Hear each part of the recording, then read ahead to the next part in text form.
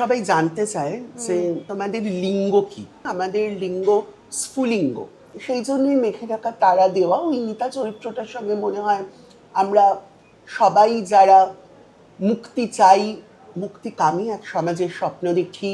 মা আমাকে বললেন হাসুলিবাকের উপকথা পড়ো।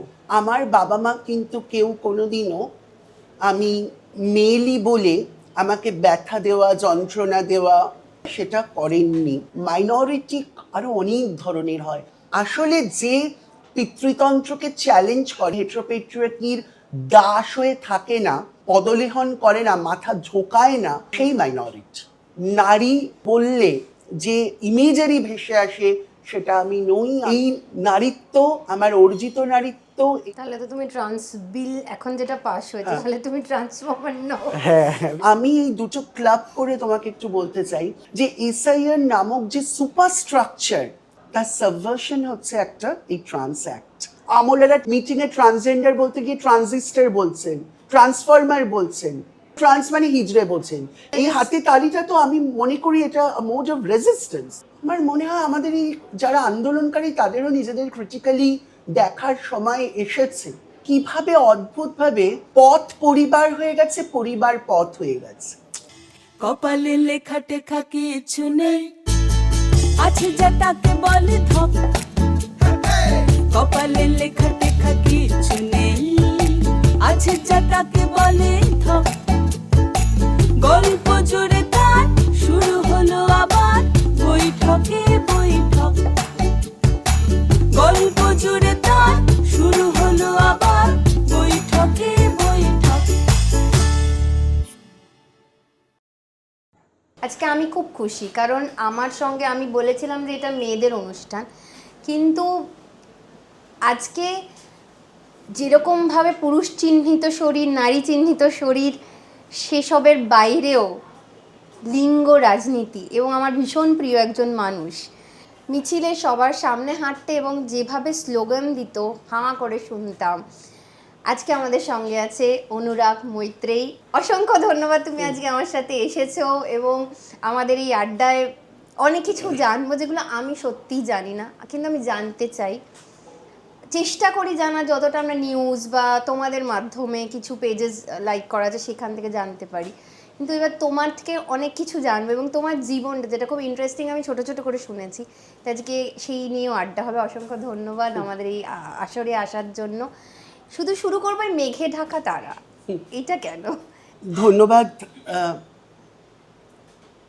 আবার বৈঠক এবং স্বরলিপি এবং যারা আছেন ক্যামেরার পিছনে, যারা যন্ত্রানোর সঙ্গে, সবাইকে এইরকম সময়োপযোগী একটি আলোচনায়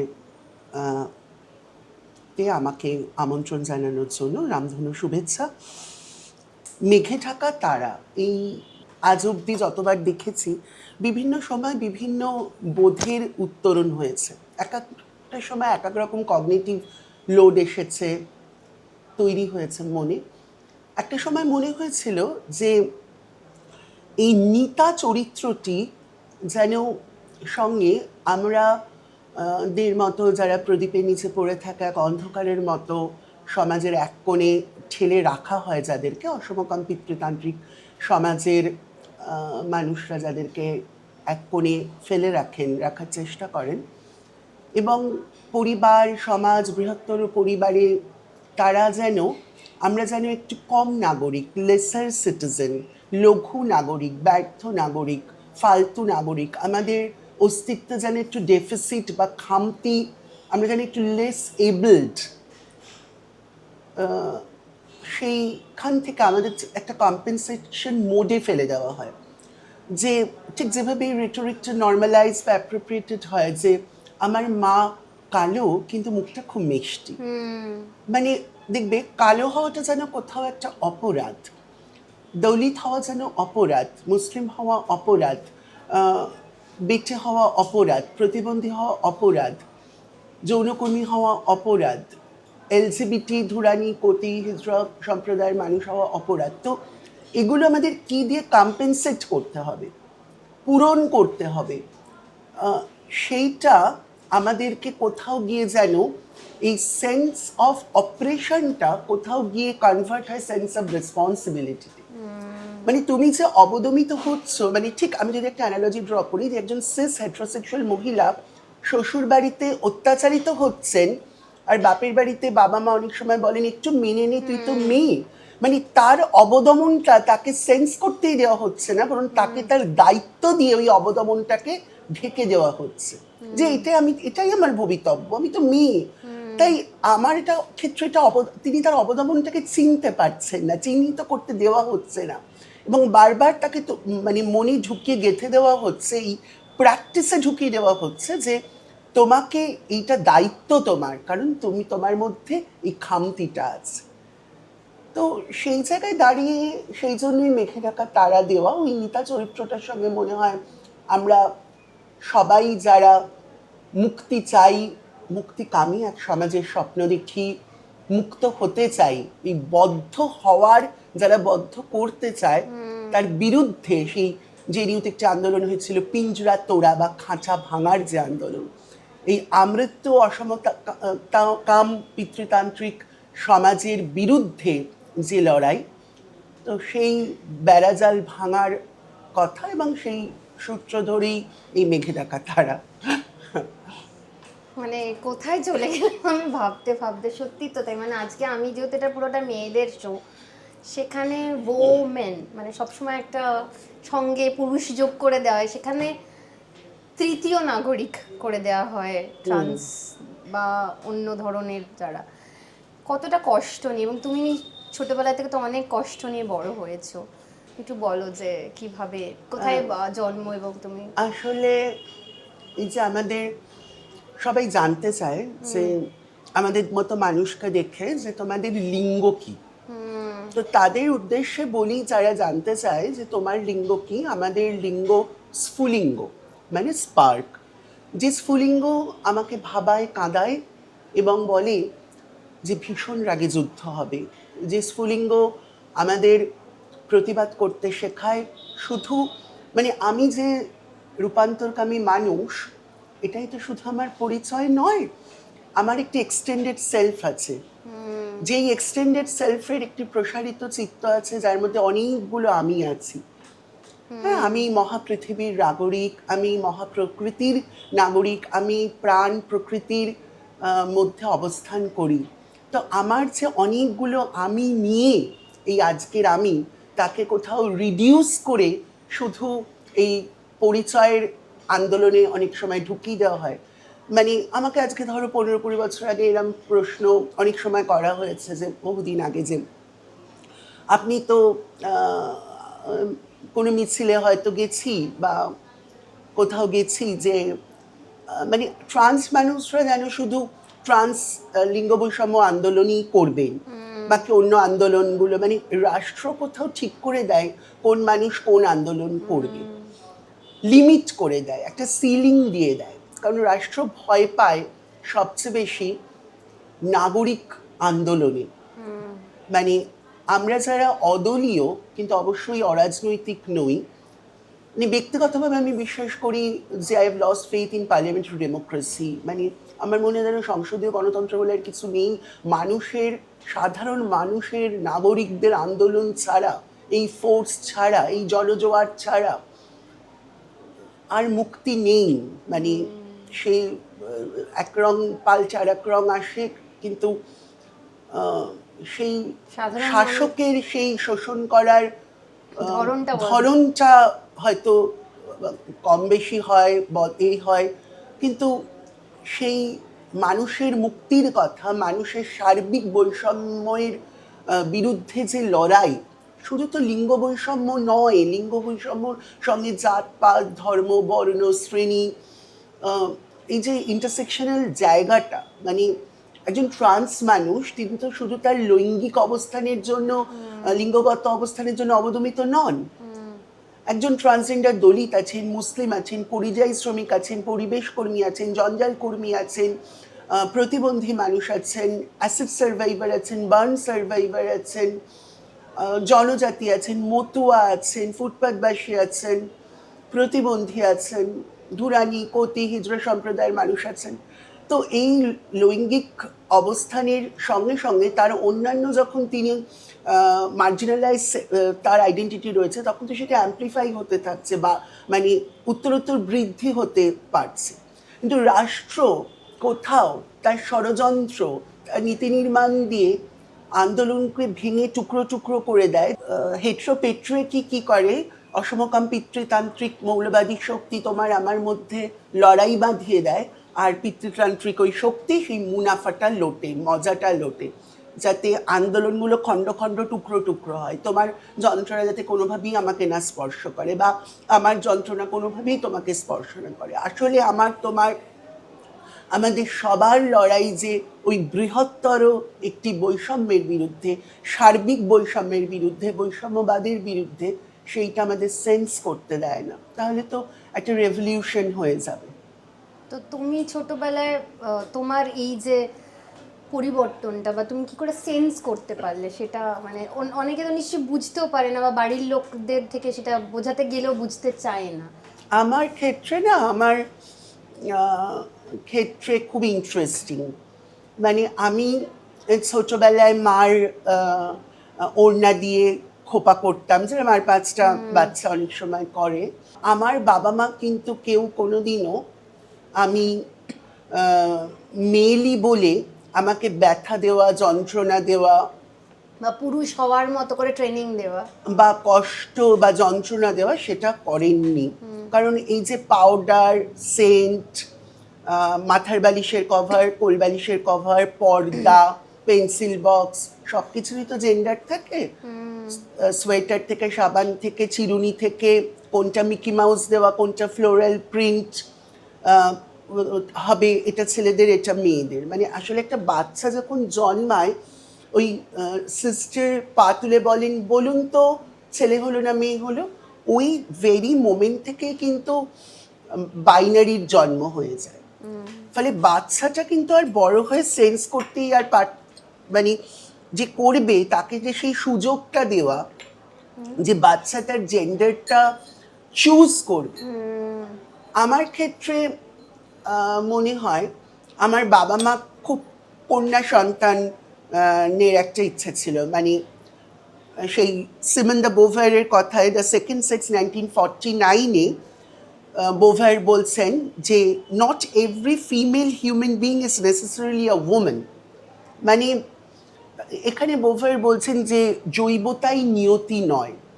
মানে যাকে আমরা মেল বলি, মেল মানি যাকে বুঝি, তিনি এসেনশিয়ালি বায়োলজিক্যাল মেল নন, বা ফিমেল বলতে যাকে বুঝি তিনি এসেনশিয়ালি বায়োলজিক্যাল ওমেন নন। মানে এই যে মেল বা ফিমেলের বায়োলজি বা জৈবতা ছাড়াও সাইকোলজিক্যাল, কালচারাল এবং সোশ্যাল প্লুরালিটি আছে, মানে বহুত্ব আছে।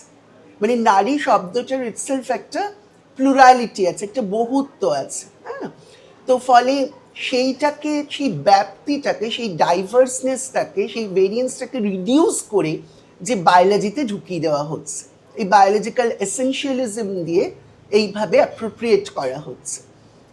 যে মানে আমাদের যে মনোলিঙ্গ বা মানসলিঙ্গ, যে কগনিটিভ সেন্স, যে মাইন্ড, মানে আসলে যে মাথায় যে আমাদের জেন্ডারটা থাকে, যে আমরা আসলে কি পুরুষ না নারী, সেটা আমার মনে থাকে, সেটা আমার দুপায়ের ফাঁকে, মানে আমি জানি না আমি কি পুরুষ না নারী, রাষ্ট্র ঠিক করে দেবে পুরুষ না নারী, বা শাসক ঠিক করে দেবে, বা হেট্রোপেট্রিকি ঠিক করে দেবে।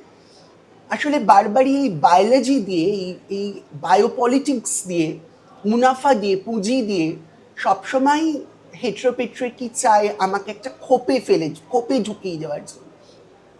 কিন্তু আমার বাবা মা, মানে আমি যখন মাকে প্রথম বলি যে মা, আই এম নট ইউর সান, আমি কিন্তু, তুমি যেটা ভাবছো আমি কিন্তু সেটা নই, তখন ট্রান্সজেন্ডার শব্দটা হয়তো অত ভালো মানে আসেনি, বা আমরা দুরানি কথিই বলতাম নিজেদেরকে। তো মা আমাকে তখন বলেন, বাংলায় বলেন, এবং মা কলকাতা থেকে 100 কিলোমিটার দূরের একটি টাউন মফস্বলে বেড়ে ওঠা। আমি কলকাতায় জন্মেছি, কিন্তু মা মফস্বলের, মায়ের বাড়ি ওইখানে ছিল। হ্যাঁ, মফস্বলের একটি মেয়ে,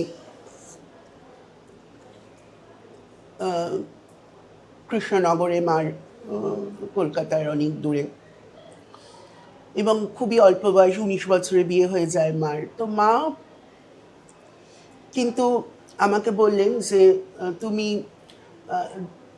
হাসুলিবাকের উপকথা পড়ো। এই হাসুলিবাকের উপকথায় নসুবালা একটি চরিত্র আছে, বা আমাকে মা বলেছিলেন তুমি জীবনের কল্যাণী পড়ো, এই ধরনের কথা। এবং আরও কিছু সহজ কিন্তু তরল নয়, মা আমাকে একটা কথা বলেছিলেন বাংলায়, আমি যে imposition can never bring acceptance, মানে আমি সেটার ইংরেজিতে বললাম, মা বলেছেন যে জোর করে কোনোদিনও বদল হয় না, এটা ভিটামিন সি সিরাপ না, তুমি খাওয়ালে আর কালকে থেকে, মা হয়তো ট্রান্স শব্দটাও জানতেন না, কিন্তু মা বলেছেন যে কালকে থেকেই সবাই এটা মেনে নেবে। আসলে তোমাকে নিজের ওপর আস্থাশীল হতে হবে, সম্মান করতে হবে, নিজেকে বুঝতে হবে, চিনতে হবে, জানতে হবে, এবং নিজেকে যত্ন শুশ্রূষা তোমাকেও করতে হবে। মানে এটা যে কত বড় কথা যে বারবার তো আমাদেরই প্রথমে ছোটবেলায় ওই আত্মবিদ্রোহ আসে যে আমি কি ভুল, মানে বারবার এত ডিনায়ালে আমাদের, এত রিজেকশনের মধ্যে থাকতে হয়, এত ডিসক্রিমিনেশনে, এত ডোমেস্টিক ভায়োলেন্সের মধ্যে থাকতে হয়।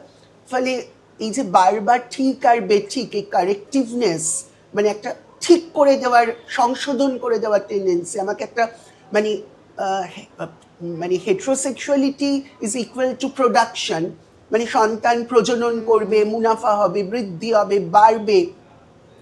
যেহেতু ট্রান্সনেস, ট্রান্সপোজিশন, ধরো আমরা যারা ট্রান্স মানুষ, অনেকে যারা ধরো আমাদের মধ্যে ইংরাজি জানে না, বা ধরো মানে ধরো র্যাডিক্যাল, পোটেনশিয়াল, এই শব্দগুলো ধরো যারা মানে জানে না, কিন্তু তাদের বাঁচার মানে যাপনটাই itself is so radical and potential. মানে একটা আমাদের ট্রান্স মানুষের প্র্যাকসিস বা লিভিং প্যাটার্নটা, নিত্যদিনের যে যাপন, সেটাতে হেটারোসেক্সুয়ালিটি এত প্রচণ্ড থ্রেটেন্ড হয়ে যায় যে ফলে আমাদেরকে জোর করে একটা খোপে ঢুকিয়ে দিতে চায়, মেল আর ফিমেল।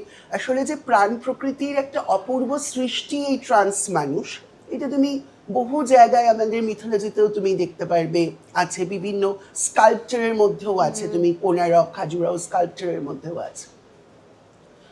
তো দিস ইজ নাথিং নিউ। তো সেই জায়গায় দাঁড়িয়ে আমার মনে হয় আমি আমার বাবা মার থেকে স্নেহ পেয়েছি, ভালোবাসা পেয়েছি, এবং মা একটা কথা বলেছিলেন যে আজকে থেকে তুমি জানবে এর জন্য তোমার প্রতি আমার বিন্দুমাত্র আমাদের অবহেলা থাকবে না। অবহেলাও ছিল না, আবার এটার জন্য যে বাড়তি সেটাও ছিল না, মানে যেরম আগে ছিলাম তারপরেও সেভাবেই থেকে গেছিলাম তাদের কাছে। অনেক বেশি বন্ধু ছিলেন। বা 16 ডিসেম্বর 2013 যখন সিম্পার্ক মলের রিক্রিমিনালাইজ হলো 377, ন্যাশনাল প্রোটেস্ট হচ্ছে, রাত্রে আমি বাড়ি যাওয়ার পর বাবা বললেন যে তুমি তো খুব ভালো স্লোগান দাও। আমি একটু ঘাবড়ে গিয়ে বললাম তুমি কোথায় দেখলে? বললেন আমি টিভিতে, এবিপিতে দেখছিলাম প্রোটেস্ট এগেইন 377। তখন আমি বললাম তুমি 377 জানো? বললে হ্যাঁ আমি দেখলাম হোমোসেক্সুয়ালিটি এরম।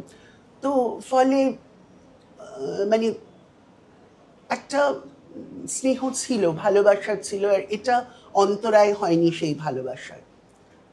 করুণা নয়, একটা মমতা ছিল, যত্ন ছিল, সেটাই তার মতো করে সব থেকে বড় কথা সাপোর্ট। মানে একটা বাচ্চার কাছে তো আমি যেটা চাই, আমার অঙ্ক ভাল লাগছে না, ধরো যেরকম বলে যে মা আমার অঙ্ক করতে ভালো লাগে না, আমি কী করে করব, হয়তো সেই অঙ্কটা তো পাস করতে হবে, তাই আমাদের সাপোর্টটা তারা খুব চায়। এবার ধরো তুমি নিজে বুঝতে পারছো না তোমার আইডেন্টিটি, সব থেকে বড় সাপোর্ট হচ্ছে তাকে বোঝানো যে তুমি লড়াই করে খোঁজো, আমি তোমার পাশে আছি, আমি তোমাকে পথ হারিয়ে গেলে দেখাতে চেষ্টা করি। সেটাই তো সবচেয়ে বড় জিনিস। মানে এদের মানতে চায় না বা বুঝতে চায় না।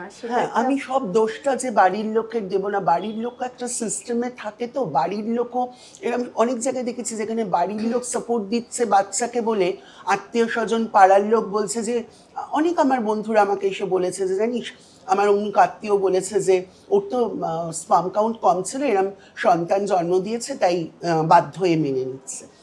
মানে আসলে লড়াইটা শুধু বাচ্চাটার, একজন ট্রান্স পার্সন যে সে তো অনেক কিছু জুড়ে থাকে, সে তার বাবা মা ভাই বোন ইমিডিয়েট ফ্যামিলি যারা তাকে, এই যে এখন আমরা খুব চলতি কথায় ইদানিং বলি এলাই এলাই এলাই, যখন এই এলাই শব্দটা জানতাম না বা বুঝতাম না, বা এখন সমাজে অনেক মানুষ আছেন যারা এলাই শব্দটার সঙ্গে অত যারা পরিচিত নন, কিন্তু তারা তাদের কাজে কর্মে আমাদের কিন্তু অনেক বড় এলাই হয়ে যান নিজের অজান্তে।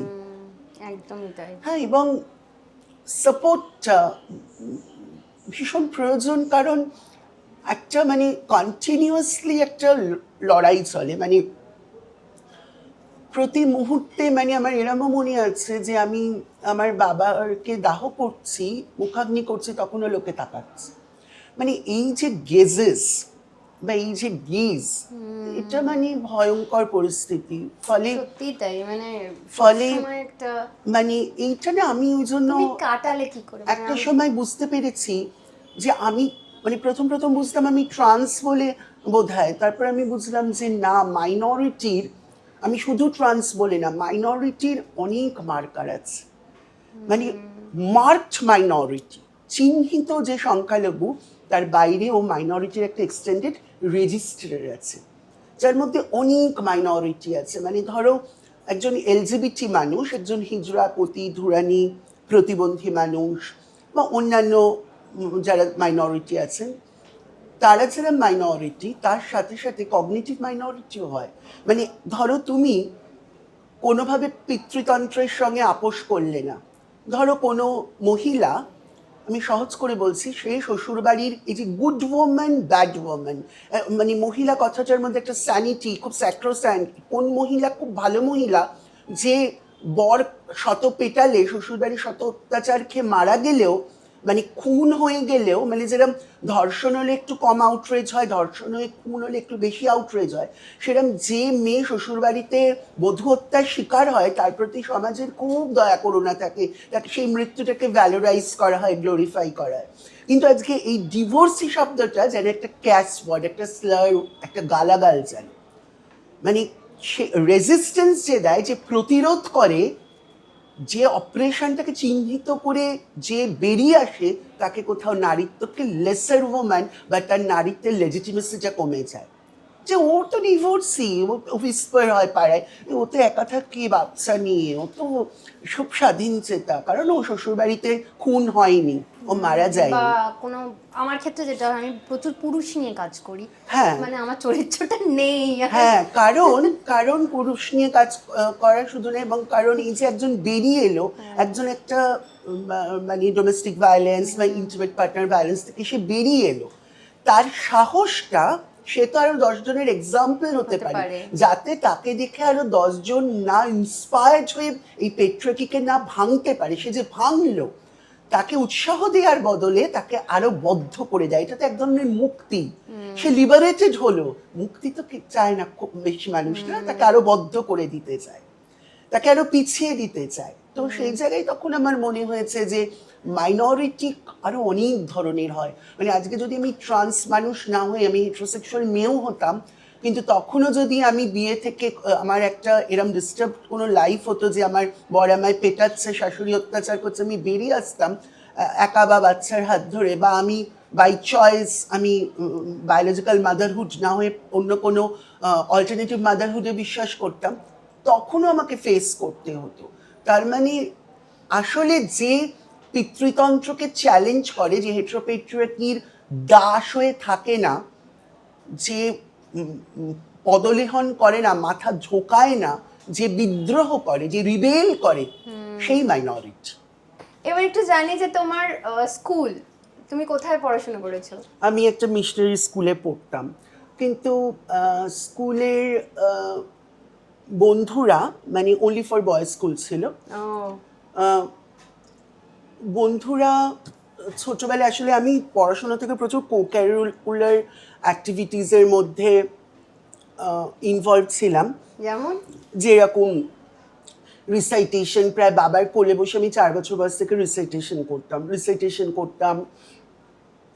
তারপর ছবি আঁকা শিখতাম, নাটক অনেক ছোটবেলা থেকে নাটক করতাম, সাঁতার শিখেছি, আঁকা শিখেছি, একটা সময় গান শিখতাম। তো ফলে এই প্রচুর কো-কারিকুলার অ্যাক্টিভিটিস যেহেতু ছিল, ইন্টারেস্টিংলি মেয়েরা কিন্তু আমাকে খুব সাপোর্ট দিত, মানে আমাদের সঙ্গে যারা মেয়েরা পড়তো, আমি কিন্তু বুলিড সবচেয়ে বেশি ছেলেদের সাথে হয়েছি, আচ্ছা, ছেলেদের থেকে হয়েছে, কিন্তু এক অদ্ভুত একটা ফেমিনিন সলিডারিটি ছিল। কারণ আমার মনে হয় যে মেয়েরা কোথাও গিয়ে, সিন্স মেয়েদের কোথাও গিয়ে বোধহয় একটা সলিডারিটির জায়গা থাকে, তারা বোধহয় তাদের জীবনের না পাওয়া অপারেশন, তাদের জীবনের অপ্রাপ্তির যন্ত্রণা দিয়ে কিছুটা বোধহয় রিলেট বা অ্যাসোসিয়েট করতে পারে, বা একটা সেন্স অফ সিকিউরিটি বা ডিপেন্ডেন্স কাজ করে আমাদের এক্ষুনি সাথে। যেটা সুজাতাদির সাথে আলোচনা হচ্ছিল যে একটা ফুটবল খেলতে গেলে একটি ছেলে ব্যথা লাগলো, খেলাটা কি বন্ধ হয়ে যাবে? তখন আমি বললাম না, ওই ছেলেটাকে পাশে বসিয়ে রেখে খেলা চলে যাবে, কেউ একটা আসবে রিপ্লেস করবে। ওই যদি একটা খেলা খেলতে গেলে মেয়েটা অসুস্থ হয়ে পড়ে তখন কি করবে? আমরা সব মেয়েরা মিলে গিয়ে আগে ওকে ঠিক করার চেষ্টা, খেলা পরে হোক। তো এটা বোধহয় আমাদের ইনবিল্ট, আমাদের মনে হয় যে এই এমপ্যাথিটা অনেকটা বেশি। হ্যাঁ, কারণ জানো তো এই যে আমার মনে হয় আবার বোভারের কথা একটু যাবো, যে নারী হয়ে কেউ জন্মায় না, নারী হয়ে ওঠে। It's not a matter of being a woman, it's a becoming a woman. বন্ধুদের ক্ষেত্রে আমি দেখেছি, অনেক সময় আমি দেখেছি স্কুল লাইফে হয়তো একটা পাড়া দিয়ে যেতাম, সেখান দিয়ে হয়তো আওয়াজ দিচ্ছে টিউশনে, দুটো গলি, ইনকনভিনিয়েন্ট গলি ঘুরে পিছন দিয়ে গেলাম পড়তে, বা হাসি ঠাট্টা করা, বা স্কুলের ভ্যানে টোনটিং আওয়াজ খেয়েছি, এরকম বহু সময় হয়েছে। কিন্তু সেটা কিন্তু ছেলেদের থেকেই বেশি আওয়াজটা খেয়েছি, বা কটূক্তি বা হাসি মশকরা, বা সবচেয়ে কষ্টের জায়গা হচ্ছে খেলার জায়গা। একটু স্পোর্টসের জায়গাটা ধরাতে চাই। Sports is extremely gendered. মানে এই যে আমার ছোটবেলা থেকে আমি ক্যারাম খেলতে ভালোবাসতাম, বা ব্যাডমিন্টন খেলতে ভালোবাসতাম, পারি না পারি, বা টেনিস খেলা দেখতে ভালো লাগতো, কিন্তু খুব একটা ক্রিকেট, ফুটবলে অত ক্রিকেট দেখেছি বা ফুটবল দেখেছি, খুব আগ্রহ বা খুব, আমার বাবা যেরকম প্রচণ্ড ক্রীড়াপ্রেমী ছিলেন, নিজে খেলাধুলো করতেন, খেলা দেখতে ভীষণ ভালোবাসতেন, কিন্তু আমার কিন্তু অত ফুটবল ক্রিকেট মানে ভীষণ মেল স্পোর্টস বা মেল ডমিনেটেড স্পোর্টস, বা যে খেলাগুলো দেখলে খুব পুরুষ বলে ভ্যালিডেটেড হয়, জেন্ডার্ড স্পোর্টস যেগুলো, সেগুলো আমার খুব একটা ভালো লাগতো না। বা ফলে সেই জায়গায় কিন্তু একটা, এই যে স্কুলে সবাই মিলে ফুটবল খেলা, ক্রিকেট খেলা, সেখানে একটা সেন্স অফ এলিয়েনেশন হয়, বা এই যে একটু হাসাহাসি করা, কোথাও একটা পিকনিকে গিয়ে সবাই ক্রিকেট খেলছে, সবাই ফুটবল খেলছে, সবাই, তখন আমি যেন ভীষণ লেফট আউট মনে হতো, একা লাগতো। এই যে একা লাগাটা, এটা কিন্তু যতই বাবা মার সাপোর্ট থাকুক, একটা নিজের ভিতরে কিন্তু একটা শূন্যতা, একাকিত্ব, একটা খোঁজ, একটা অন্বেষণ বারবার করেই চলেছে, যতক্ষণ আমি আমার মতো আরেকজন কাউকে দেখতে পেয়েছি। যখন থেকে আমি আমার মতো কাউকে দেখতে পেয়েছি, কমিউনিটির সঙ্গে আলাপ হয়, মিশতে থাকি, তার আগে অবধি কিন্তু নিজের মধ্যে কোথাও গিয়ে মানে বারবার মনে হতো যে যেভাবে আমি রয়েছি সেটা যেন ঠিক আমি নই।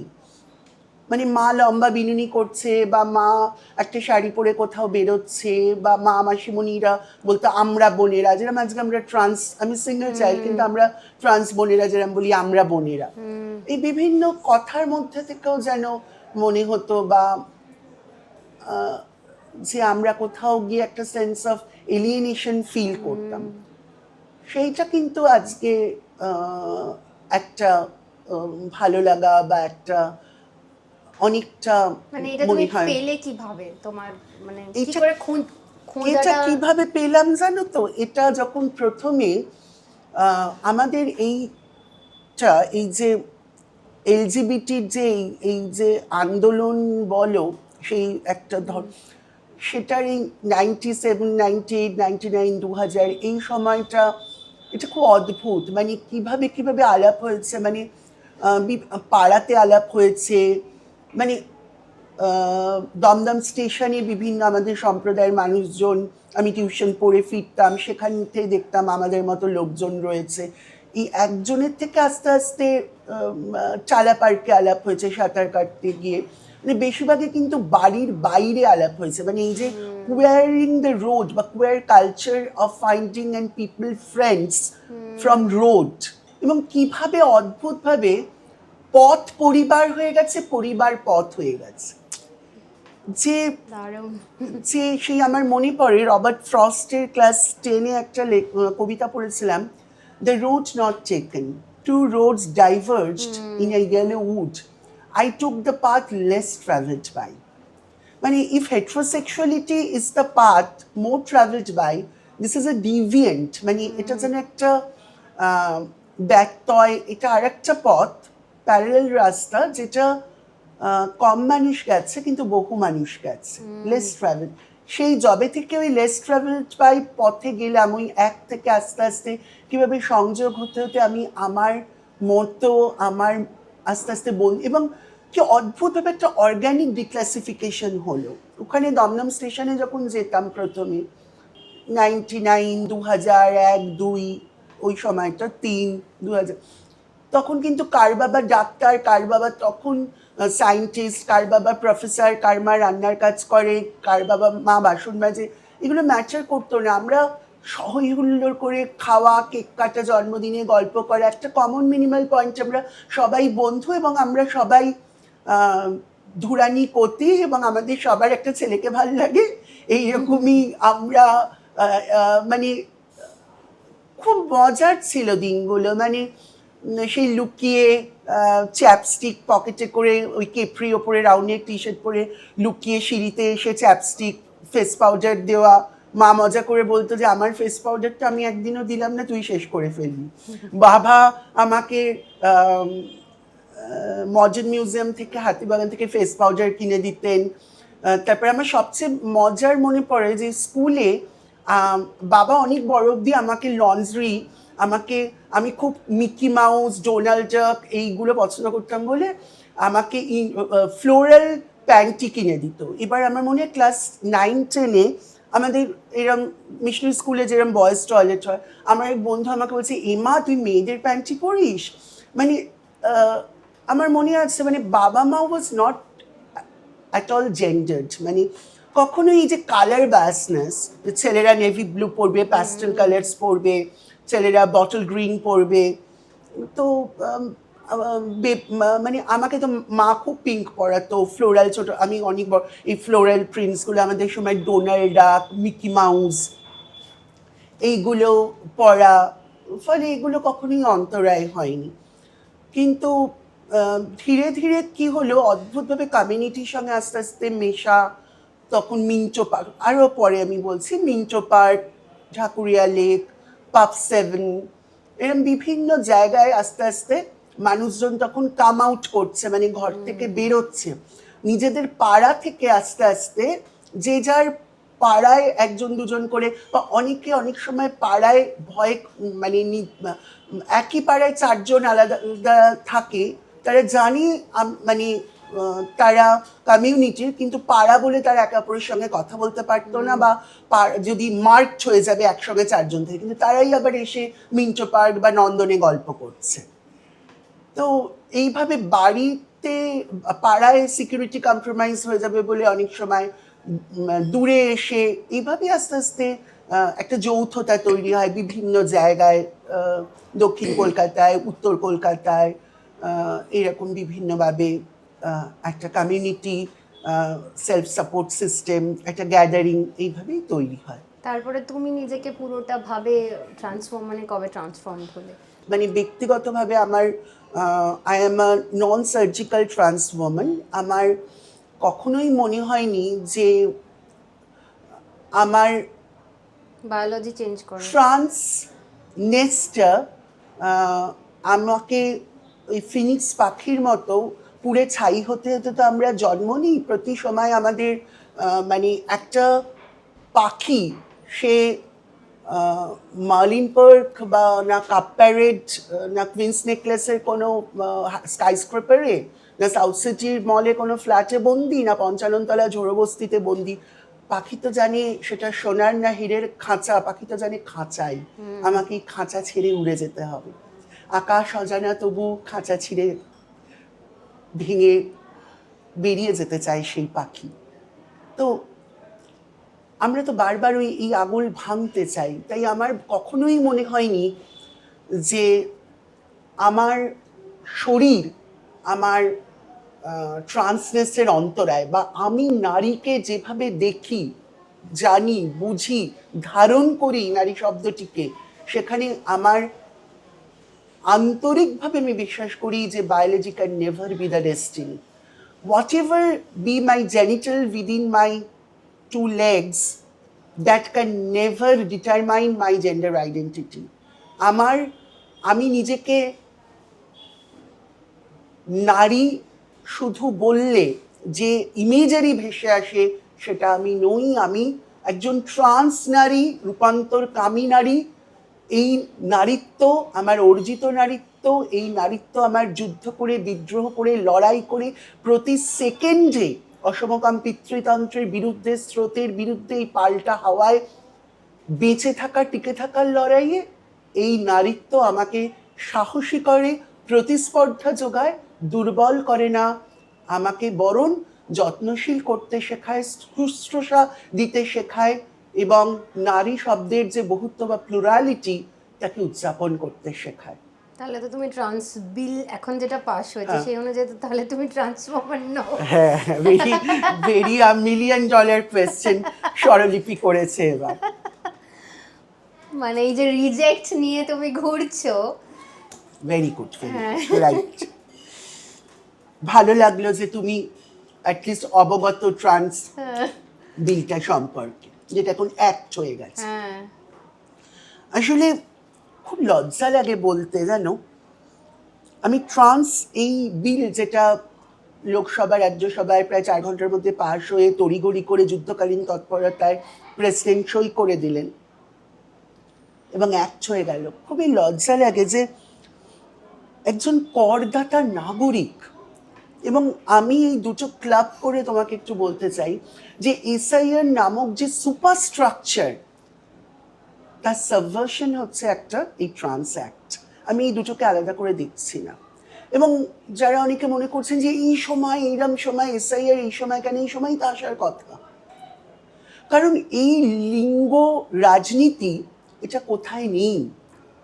মানে sex, sexuality and sexual behaviour ট্রাম্পের পলিসি মেকিং এর মধ্যেও আছে, সর্ব জায়গায় আছে। আজকে ট্রাম্পের যে পলিসি মেকিং, বারবার যে ভয়ঙ্কর রিগ্রেসিভ, যখন সারা পৃথিবী এগোচ্ছে, মুক্তির কথা বলছে, তখন ট্রাম্প কিন্তু বারবার বদ্ধ করতে চাইছে। এই যে একটা ভয়ঙ্কর মিসোজিনি, ভয়ঙ্কর টক্সিসিটি, ভয়ঙ্কর ফান্ডামেন্টালিজম, এবং ইউএস যা যা করেছে জেন্ডার বিষয়ক, সেই জায়গায় কিন্তু তার রেপ্লিকেশন হচ্ছে আমাদের কেন্দ্রীয় সরকার। যাদের বাড়ি ঝড়ে, জলে, বন্যায় ভেঙে গেছে, ভাঙনে ভেঙে গেছে, যারা ভবঘুরে ফুটপাতবাসী, যৌনকর্মী, যারা এলজিবিটি, মাইগ্রেটিং লেবার, প্রতিবন্ধী মানুষ, মুখ পুড়ে যাওয়া মানুষ, তাদের কি হবে? বহু ট্রান্স মানুষের নাম বাদ গেছে। কারণ 2002-এর যার ভোটার কার্ড, যাদের ওই সময় এনুমারেশন ফর্ম বিএলওর কাছে বাড়িতে, নেটাল ফ্যামিলিতে গিয়ে বাড়িতে পৌঁছেছে, এবং বাড়ির লোক, বহু সময় আমরা যখন ফিল্ড ওয়ার্কে গেছি, বাড়ির লোক বলেছেন মারা গেছে। 2002-এর সঙ্গে ছবি, এখনকার ছবি মিলছে না, যারা সেক্স রিঅ্যাসাইনমেন্ট সার্জারি করেছেন তাদের চেহারা মিলছে না, তাদের আইডেন্টিটি মিলছে না। তাহলে আমরা যারা ট্রান্স মানুষ, আজকে যখন বলছে যে একটা মেডিকেল বোর্ড, একটা আমলাতান্ত্রিক একটা বোর্ড আজকে একটা শংসাপত্র, একটা বায়োলজিক্যাল ডিপেন্ডেন্ট একটা certification process which is extremely humiliating and discriminatory, সেটা বলে দেবে আমি জানি না আমি ছেলে নামে, সেটা নাকি বলে দেবে আমি ছেলে নামে। এই আসল ট্রান্স আর নকল ট্রান্স যেটা ওরা বোঝাতে চাইছে। আসলে তার মানে আমরা আজ অব্দি যত কর দিয়েছি, ট্রান্স মানুষরা যত, এটাকে বলা আহারে ওরা তো এলজিবিটি, ওরা তো ভালনারেবল, ওরা তো আসল নাগরিক নয়, তো ওরা তো ট্রান্স, তাই ওদের কে আজ অব্দি কোনো নাগরিক কর দিতে হবে না। 20 টাকার জলের বোতলটা 10 টাকা, চাল, ডাল, আলু, তেল, ছাতু, মুড়ি, বিস্কুট সব ওদের থেকে হাফ দাম নেওয়া হবে। আছে কোনো ট্যাক্স স্ল্যাবে, ইনকাম ট্যাক্সের রিডেমশন আছে, এক্সাম্পশন আছে কোনো স্ল্যাবে, কোনো বাস্তুকর, প্রপার্টি ট্যাক্সে আমাদের কোনো এক্সাম্পশন আছে?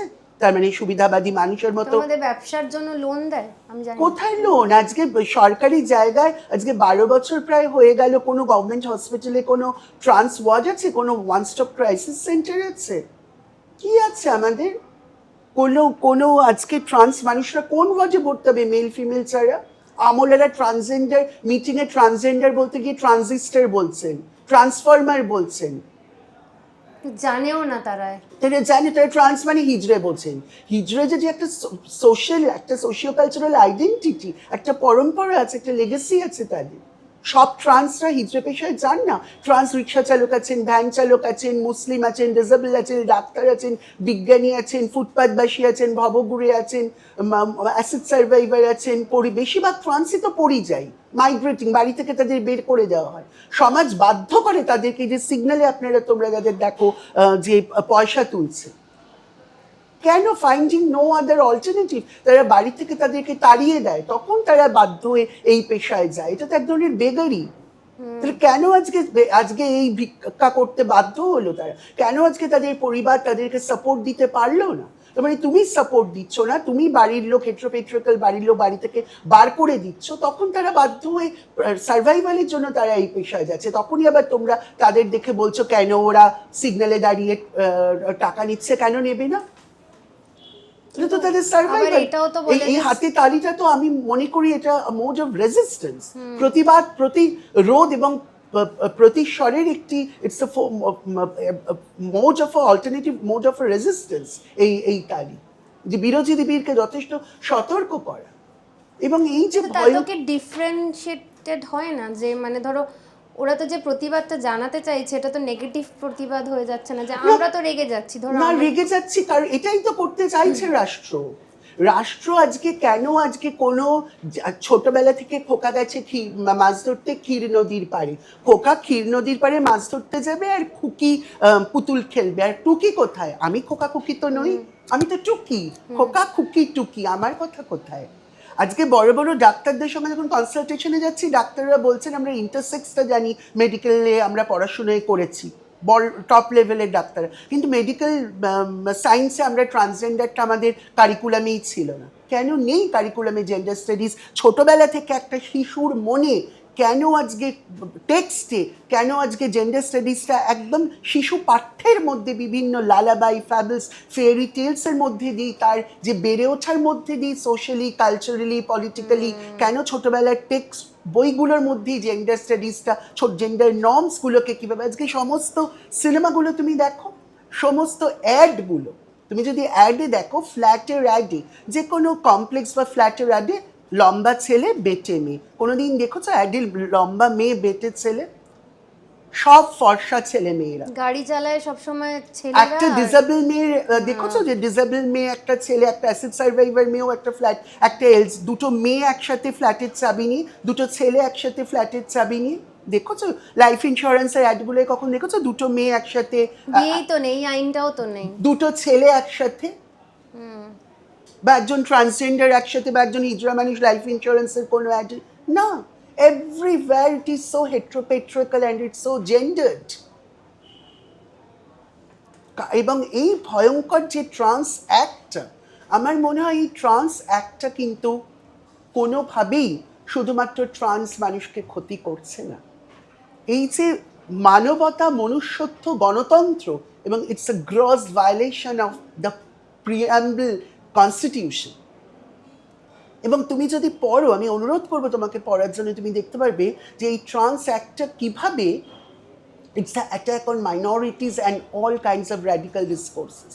মানে যে কোনো মানুষ যারা স্বাধীন চিন্তা করে, মুক্ত চিন্তা করে, এই মুক্ত স্বাধীন চিন্তার গণটুটি মেরে ফেলার একটি অ্যাক্ট হচ্ছে। আগামী দিনে মেয়েদের ব্রেস্ট ট্যাক্স আসবে, আগামী দিনে মেয়েদের, নারী আন্দোলনের যারা কর্মী, তারা এখনও যদি সামগ্রিকভাবে তারা এগিয়ে না আসেন, তারা যদি মনে না করেন যে যারা সিস হেটেরোসেক্সুয়াল, যে এটা তো ট্রান্সদের, এটা তো আমাদের নয়, ভীষণ ভুল হবে। অলরেডি আমরা দেখেছি একজন কেন্দ্রীয় সরকারের যে শাসক দল আছে তাদের একটি পোস্টারে আমরা দেখেছি যে পুরুষের লিঙ্গ দেখে সিএ করা হবে বাংলায়। এটা কি মানে ডেমোক্রেসি, মানে ডেথ অফ ডেমোক্রেসি না? সমস্ত ইউনিভার্সিটিগুলোকে প্রাইভেটাইজ করে দেবে, স্টুডেন্টরা খাবে কোথায়? ইউনিভার্সিটি প্রাইভেটাইজ হয়ে গেলে ভিতরের ক্যান্টিনগুলো প্রাইভেটাইজ হয়ে যাবে, তো তারা খাবে কোথায়? বাইরে এসে যদি গুমটিগুলো না থাকে তারা খাবে কোথায়? তার মানে একদল সমস্ত খেটে খাওয়া শ্রমজীবী মানুষকে একটা মাস জেনোসাইড, মাস কিলিংয়ের দিকে নিয়ে যাচ্ছে এবং ভয়ঙ্করভাবে পুঁজিকে পুষ্ট করে। কেন ট্রান্স মানুষকে এই যে বলছে যে আরাভানি আর যোগাপ্পা আর হিজড়া কিন্নার ছাড়া বাকি ধুরানিরা কোথায় গেলেন, এই একটা কতিরা কোথায় গেলেন, ট্রান্সম্যানরা কোথায় গেলেন, তারা ইরেজ ট্রান্সম্যানরা, মঙ্গলমুখীরা কোথায় গেলেন? তার মানে এই যে সার্জারি বেসড করে দিতে চাইছে, বলছে যে সার্জারি তোমাকে করতে হবে, করে মেল ফিমেল হিসেবে তোমাকে আইডেন্টিফাই করতে হবে। তার মানে ট্রান্স মানুষকে বিলোপ, নিশ্চিহ্ন করে দিতে চাইছে। কারণ মেল ফিমেল দুটো আইডেন্টিটি থাকবে, ট্রান্স আইডেন্টিটিটা থাকবে না। আর সার্জারি মানেই হচ্ছে ফার্মাসিউটিক্যাল সার্জারি ডিপেন্ডেন্ট করে দেওয়া, মানেই pharmaceutical industry, surgical industry, cosmetic ইন্ডাস্ট্রিকে পোটেন্ট করা, পুঁজিকে পোটেন্ট করা, পুঁজিকে আরও শক্তপোক্ত করা, মুনাফা আনা, বাজারিকরণ করা। লিঙ্গ স্বনির্ধারণের অধিকার পেলাম আমরা 2014 ঐতিহাসিক রায়, যে আমার মানস লিঙ্গ মন বলবে আমি কি, আমি নারী না পুরুষ। একটা ডসারের মধ্যে দিয়ে রাষ্ট্র, দক্ষিণপন্থী একটা রাষ্ট্র, একটা তারা আজকে ঠিক করে দেবে আমার দুপায়ের ফাঁকে কি আছে, আমাকে একটা মেডিকেল ট্রেস্টে যেতে হবে, মেডিকেল বোর্ড ডিএম এর কাছে। তার মানে একজন হেটারোসেক্সুয়াল সিস মেডিকেল বোর্ড এবং ডিএম এর কাছে, সেটা বিবস্ত্র করে হোক, মেশিন দিয়ে হোক, তারা আমাকে পরীক্ষা চেক করবে। আজকে কি অবস্থা, প্রতি সময় আজকে পরিবেশ আন্দোলন কর্মীদের আমরা দেখেছি, সোনাম ওয়াংচু থেকে আরম্ভ করে, উমার খালিদ থেকে আরম্ভ করে আজকে কিভাবে গণকণ্ঠকে বন্ধ করে দেওয়া হচ্ছে। এবং ট্রান্স মানুষের ওপর আজকে এই রাগ বা তাদেরকে এই ক্ষোভে ঢুকিয়ে দেওয়া কেন? কারণ ফ্যাসিস্ট শক্তি সবসময় তার ক্যারেক্টারই হচ্ছে এনক্রোচ করা, আধিপত্য করা, মালিক হওয়া। যতটা এটা আমাকে খর্ব করছে ততটাই তোমাকে, কারণ আমি তুমি মিলেই আমরা, মানে কোনো না কোনোভাবে তুমি দেখবে, তুমি কোনো না কোনোভাবে আমার সাথে যুক্ত।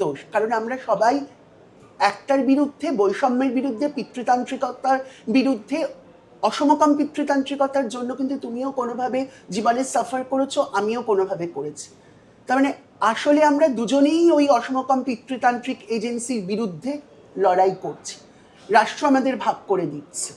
তাই আমাদের এই আন্দোলনটা শুধুমাত্র এলজিবিটি মানুষেরই, ট্রান্স একটি গোষ্ঠী আন্দোলন না, এটি একটি নাগরিক আন্দোলন।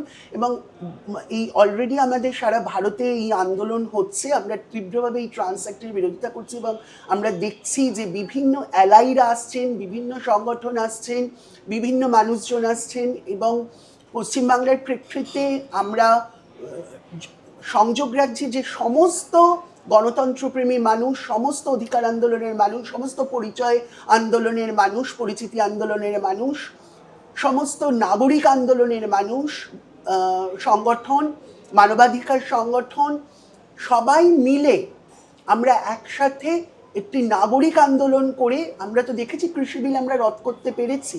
কারণ যারা বিলকিস বানুর ধর্ষকদের গলায় মালা দিয়ে বার করে, আমরা হাতরাস, আসিফা উন্নাওর কথা ভুলে যাইনি।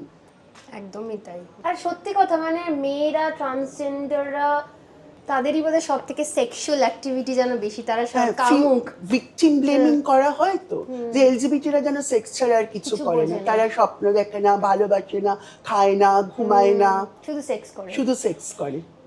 তারা যেন they are born with a phallus in their mouth.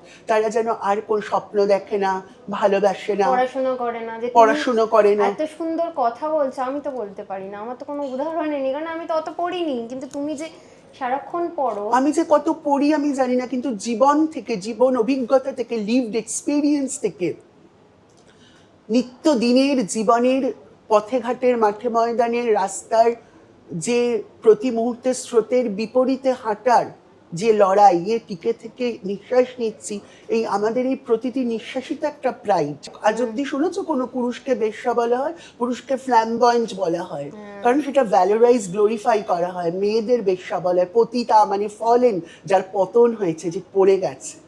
মানে একজন মেয়ে একজনের বেশি পুরুষের সঙ্গে তার যৌন জীবন থাকলে তাকে একটা মেয়ে রাত 10টার পর 12টা একটা অফিস করে কাজ করে কর্পোরেটে ফিরলেও তার প্রতি প্রশ্ন করা হয়। একটা পুরুষের প্রতি এলে সে মদ খেয়ে পড়ে থাকলেও রাস্তায় সেটা করা হয় না, তাকে ভ্যালোরাইজ করা হয়, গৌরবান্বিত হয় তার অস্তিত্বকে। বা ছেড়ে চলে গেলে, বাচ্চা না দেখলে তাকে বলা হয় না যে না, কারণ ওইভাবেই তো হেটেরোপেট্রিয়ার্কাল সোসাইটি এইভাবেই তৈরি করা হয়, একদম তাই। সেই জন্য।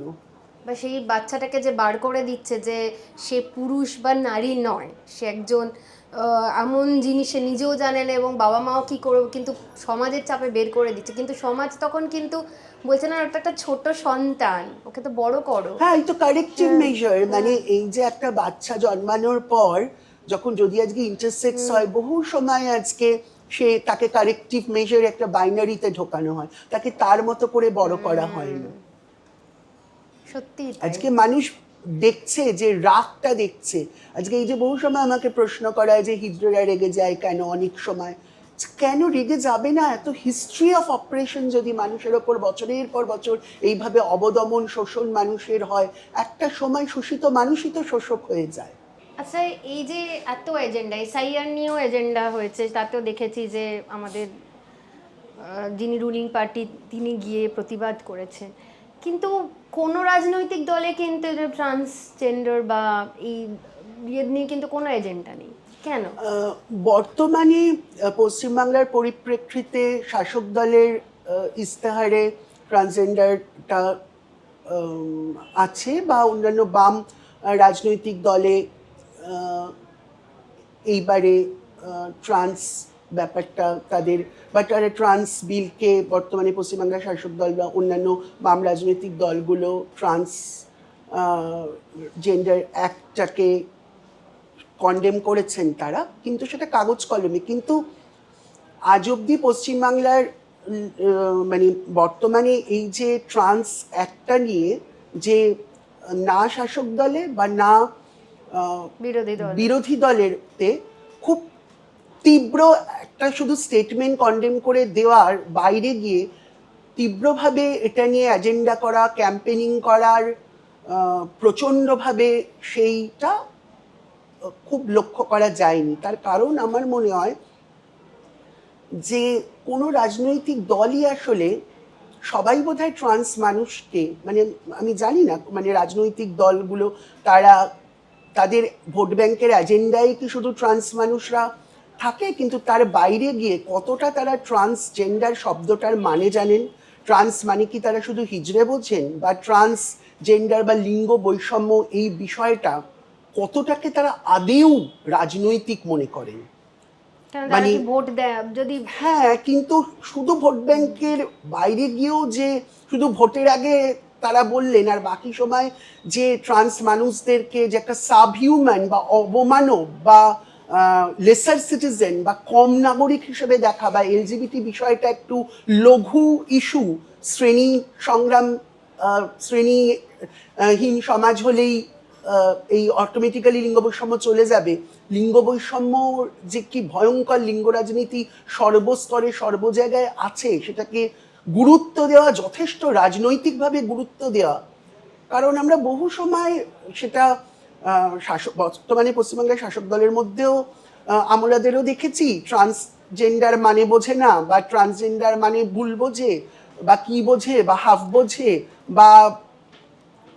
বা উল্টো দিকে বাম রাজনৈতিক দলেও দেখেছি মানে ট্রান্স এলজিবিটি বিষয়টা মহিলাদের দিয়ে, মানে এটা একটু কম রাজনৈতিক বিষয়, তাই আমরা পুরুষ, আমরা এই ব্যাপারটায় বেশি কাপড় নেতারা ঢুকবো না, একটু মহিলাদের দিয়ে, এটা একটু কম লঘু বিষয়। সেই বাম রাজনীতির যারা, যে রাজনৈতিক দলের প্র্যাকটিস করে, তারা যদি হ্যাভ নটসদের মধ্যেও তারা এই দেখে কে হ্যাভ নট যথেষ্ট আর কে হ্যাভ নট যথেষ্ট না, এর আমি সেটা একটা বাম রাজনৈতিক দলের ডেফিসিট বা খামতি হিসেবেই দেখব। তো তোমরা তো মুভমেন্টটা করছো, কি মনে হচ্ছে যে এই আবার তো ভোটের এইসবের মধ্যে তো সব বিলীন হয়ে যাবে, তারপরে আবার ভোট হওয়ার পর দেখবো হতে থাকবে? না, দেখো, একদিকে যেরাম, আমি ওই জন্যই বললাম, আবার বলছি শেষের দিকে, যে একদিকে যেরাম আইন আমলা, ভোট, আইনি বিরোধিতা, আইনি যে কার্য যেগুলো আছে সেগুলো, আইনি লড়াই আমাদের চলবে। আর একটা মনে হয় আমাদের এটা একটা লাইফ লং ব্যাটল, সমাজ মন বদল করা, সেই লড়াইটা হচ্ছে সবচেয়ে বড়। তাই অভয় আন্দোলনে আমি মনে করি যে অভয় আন্দোলন মরে গেছে বা হেরে গেছে আমি বিশ্বাস করি না, বরং আমি মনে করি যে মিছিল আঙুলে 50,000 থেকে 500 হলো না 50 জন হলো, তাই দিয়ে অভয় আন্দোলনের মেরিট ডিমেরিট বিচার করা যায় না। তাই আসল যে মানুষরা যে পথে নেমেছিলেন, কি অভিঘাত, কি কালের নিয়মে তো একদিন মানুষ পথে কম নামে, তার মানে সেই আন্দোলনটা মরে যায় না। সেই আন্দোলনের জয় পরাজয় বিচার ওইভাবে হয় না, বরং ওই আন্দোলন থেকে কি সুধা, কি অভিঘাত আমরা স্পন্দন হৃদয়ে নিলাম, তা লাঙল হাতে, তা একজন কৃষকের মাঠে, একজন মা দিদাদের ভাত ফ্যান গালতে ডালে সম্বর বা ফোড়ন দেওয়ার সময় সেটা তার হৃদয়ে বুকে থেকে যাবে।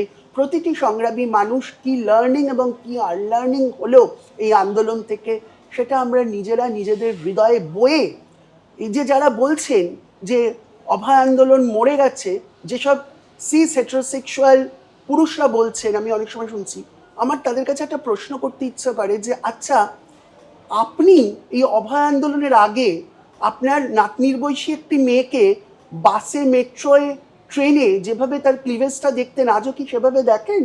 আপনি আপনার স্ত্রীকে যেভাবে ভালোবাসার নামে ম্যারিটাল রেপ করতেন, আজকে আপনার একটি মেয়েকে দেখার অবস্থান কি চেঞ্জ হয়েছে? আপনার ব্যক্তিগতভাবে অভয় আন্দোলনের আগে আর পরে আপনি কি সুধা কি নির্যাস নিয়েছেন, তারপর অভয় আন্দোলন মরেছে না বেঁচেছে আমরা বুঝবো।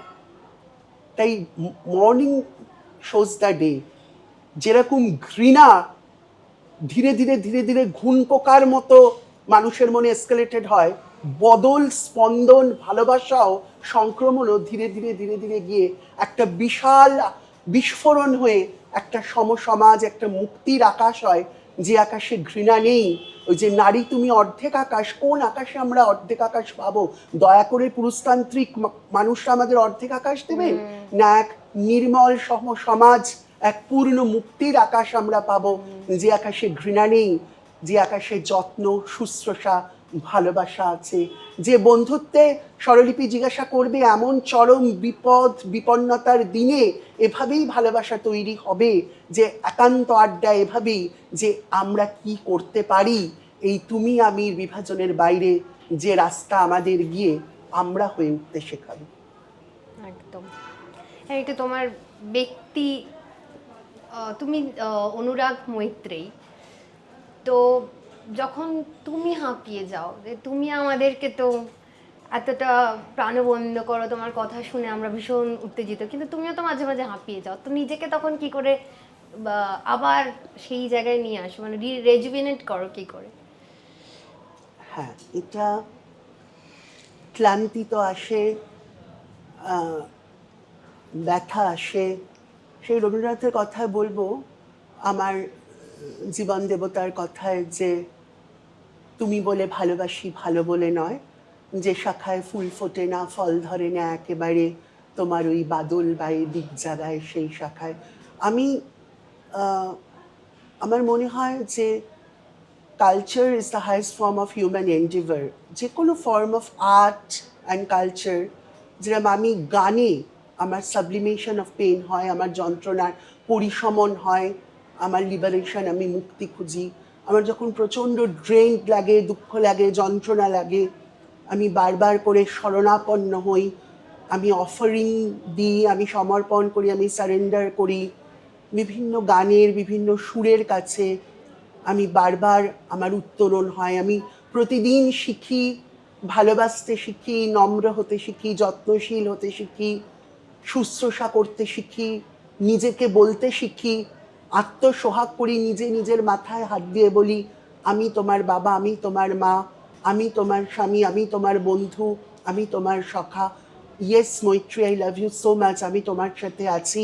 যদি কেউ নাও থাকে, আমি তোমাকে ভালোবাসতে পারি যেন আরও বেশি করে, নতুন নতুন করে তোমাকে যেন নব নব রূপে তোমাকে যেন পাই, এবং গানে সুরের মধ্যে দিয়ে আমি বারবার আশ্রয় নিই, সুরের আশ্রয় নিই, গানের আশ্রয় নিয়ে আমার মনের ভুলের নিজেকে সংশোধন করতে চেষ্টা করি, এবং সংশোধন করে আরেকটু ভালো বেটার বিইং হতে চেষ্টা করি। সেই রবীন্দ্রনাথের গানে সুরে বা অন্যান্য বিভিন্ন গানে সুরে আমি আশ্রয় নেওয়ার চেষ্টা করি। দারুণ, মানে নিজে কাউন্সিল করার মতো, হ্যাঁ। হিল করার মতো, মানে সেই মনে হলো যে তুমি তো যাদের সাথে মেশো বা যেভাবে তুমি প্রতিবাদ করো সারাক্ষণই তো রাগ হয়, মানে তখন না, রাগ থেকে কিন্তু প্রতিবাদটা শুধু করি না, না, ধরো মানে তোমার এই যে তখন তুমি যে তাহলে বলছো না কথা, ক্লান্তি আসবে, মানে নির্জা, মানে যিনি আমাদের মনে তো এত ক্ষুব্ধ, এত রাগ, এত যন্ত্রণা, রাত 2টো 3টে 4টে আমার বন্ধুরা আমাকে ফোন করে, মেসেজ করে, বা আমি করি, বা অনেক সময় অনেক ক্রাইসিস ডিল আউট করতে হয়, কেউ কান্নাকাটি করছে, বিভিন্ন সময় বিভিন্ন এই যে emergency psychological medical crisis deal করতে হয়। তো তখন তো আমারও বার্ন আউট হয়, প্রচণ্ড কষ্ট হয়। আমি তো একজন সিঙ্গেল পার্সন, আমি অনেক দিন ধরে আমি আমার বায়োলজিক্যাল বাবা মা তারা গত হয়েছেন, আমি সিঙ্গেল লিভিং, আমি একা থাকি। তো আমি কার কাছে ভেন্ট আউট করবো, আমি কার কাছে বলবো? তখন আমার মনে হয় যে নিজেরকে বারবার করে সেলফ ইন্সপায়ার করা, এবং তুমি আরেকবার একটু বলো প্রশ্নটা, যেটা বললে। ওই ভেন্ট আউটটা করো কি করে যখন ভেন্ট রাগ- আউটটা, এই যে হ্যাঁ এতজনকে করি, তুমি ভেন্ট আউটটা করি কারণ আমি না খুব আমার বন্ধুরা অনেক সময় মজা করে আমাকে বলে যে আহ, তুই তো 17 মা 17 মা মজা করে আমাকে বুলি করে। আমি না খুব ঘৃণা থেকে আন্দোলনটা করি না, ভালোবাসা থেকে করি। মানে যে নির্যাতক তার প্রতি ঘৃণার থেকে, যে নির্যাতিতা তার প্রতি ভালোবাসা থেকে আমি ঘৃণাটা করি, যাতে ক্লান্তি না আসে, যাতে মন ঘৃণায় না ভরে যায়। কারণ আমার বারবারই মনে হয় যে অলকানন্দ রায়ের একটা কথা আমাকে খুব ইন্সপায়ার করে, যে এই যে ভালোবাসার therapy, love is so powerful, so powerful, so powerful. মানে কেউ তো ক্রিমিনাল হয়ে জন্মায় না, সিস্টেম তাকে ক্রিমিনাল করে দেয়। তাই আমরা যদি যে নির্যাতক বা যে পারপিট্রেটার তার প্রতি ঘৃণার থেকে আন্দোলনে নামি, তাহলে অবসন্ন, ক্ষুব্ধ, রাগ, দেশ বাড়বে। কিন্তু যে নির্যাতিতা তার প্রতি যদি ভালোবাসা, স্নেহ, যত্ন দিয়ে আন্দোলনে নামি, মনের মানে ব্যাক অফ দ্য মাইন্ড একটা উদ্দেশ্য, বৌদ্ধিক মনে কগনিটিভ মাইন্ডে যদি পিছনে ভালোবাসা থাকে, প্রেম থাকে, স্নেহ থাকে, যত্ন থাকে, সহমর্মিতা থাকে, সেটা দিয়ে যদি পথে নামি, তাহলে ক্লান্তি আসলেও সেই ক্লান্তিকে অতিক্রম করবে সেই ভালোবাসা, যে আমাকে শেখাবে তুমি বলে নারী পুরুষ, আমি বলি শুধুই মানুষ। আচ্ছা, তোমার জন্য যেটা বলা হয়নি যে আমরা আজকে তোমার খাওয়া দাওয়া কেমন লাগে আমি জানি না, কিন্তু এটা আমাদের নতুন মেনু, এটা চিংড়ি, এটা হচ্ছে বেকড জাম্বো গাম্বাস, এটা তো এটা নতুন রেসিপি। তুমি এখন আমরা এত কথা বলছি, খেতে খেতে আসলে কথা বলা যায় না, সেই কারণে খেয়ে তুমি জানিও কেমন লাগলো খাবারটা। আর এমনিতে খাওয়া দাওয়া তোমার কেমন লাগে, খেতে কি ভালো লাগে? আমি তো ভীষণ ফুজি, তাই? এখন সুগার প্রেশার হয়েছে বলে খেতে খুব ভালোবাসি, তাই না? মাছ খেতে বেশি ভালোবাসি। যাক, বাঙালি মাছ খেতে ভালোবাসি। মাছ খেতে, মাংসর থেকেও আমি মাছ খেতে খুব ভালোবাসি। বাহ, দারুণ। আচ্ছা, আমাদের অনুষ্ঠানের শেষে যেটা থাকে সেটা হচ্ছে একটা আগুনে ঝাঁপ দেওয়া কিছু কোয়েশ্চেন, র্যাপিড ফায়ার। খুব রাগ হলে কি মানে কি দিয়ে তুমি নিজেকে ঠিক করো, এক কথায় যদি বলো? চুপ হয়ে যাই, সাইলেন্স। প্রিয় কবি? ভাস্কর। জীবনে প্রথম বন্ধু হিসেবে কাকে পেয়েছিলে? মা। ফুচকা না নলেন গুড়ের সন্দেশ? নরেন গুড়ের সন্দেশ। মিষ্টি খেতে ভালোবাসি ভীষণ। আচ্ছা, এবার যেটা শুনবো এবং সুন্দর করে যেরকম ভাবে তুমি স্লোগান দাও, তোমার প্রিয় স্লোগান। আমার প্রিয় স্লোগান আজাদি। এখানে একটা প্রশ্ন যেটা সুমিতাদি বলেছিল করতে, যে আমাদের নিজেদের কেন কোনো স্লোগান নেই, সব কেন এখান থেকে ওখান থেকে মানে নেওয়া, বাংলাদেশ থেকে বা আছে তো, আমাদের নিজেদেরও প্রচুর স্লোগান আছে।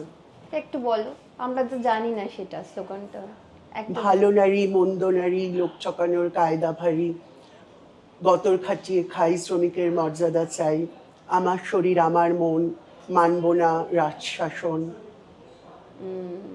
এগুলো শুনেছি, এটা তো গতর খাটিয়ে খাই, এটা আমাদের দুর্বারের স্লোগান। হ্যাঁ, এটা তো শুনেছি। বাহ, দারুণ। এবার যেটাও একটু গিফট আছে কয়েকটা, সেগুলো দিয়ে দেবো। দেজের তরফ থেকে আছে তোমার জন্য একটা 30%-এর ভাউচার। Okay, thank you. প্রতিক্ষণের তরফ থেকে আছে একটা 30%-এর ভাউচার। Thank you.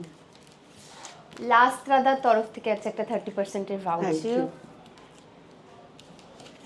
আমার তরফ থেকে, আবার বৈঠকের তরফ থেকে আছে একটা 1000 টাকার ভাউচার। Thank you.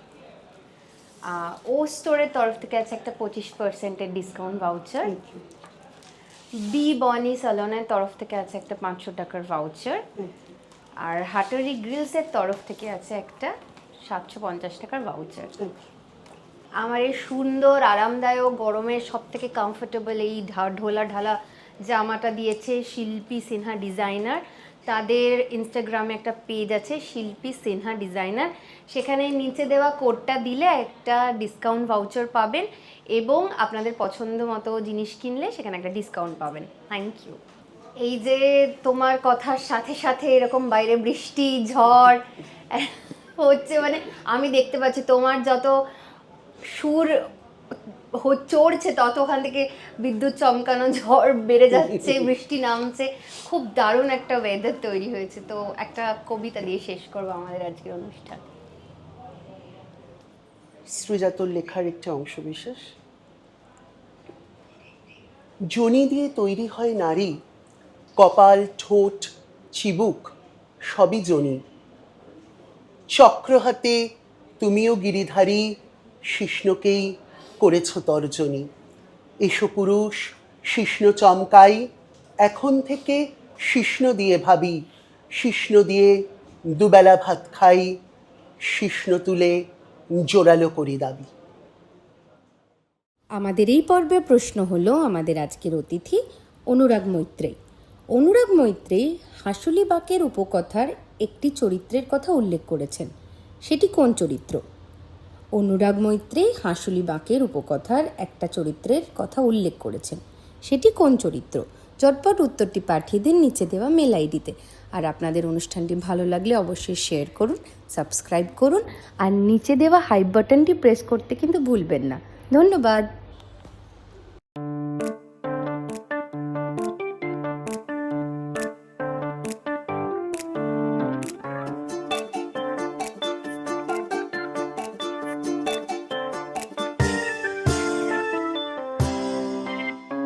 দশভুজা নাশে বলতো তার হয়, তার জীবন জুড়ে হাজারো পরাজয়, তবুও তার পথে থামার প্রথা নেই, আগলে যায় সরে চলার খেয়ালে, সীমানা ভোলার দুরানা সেই।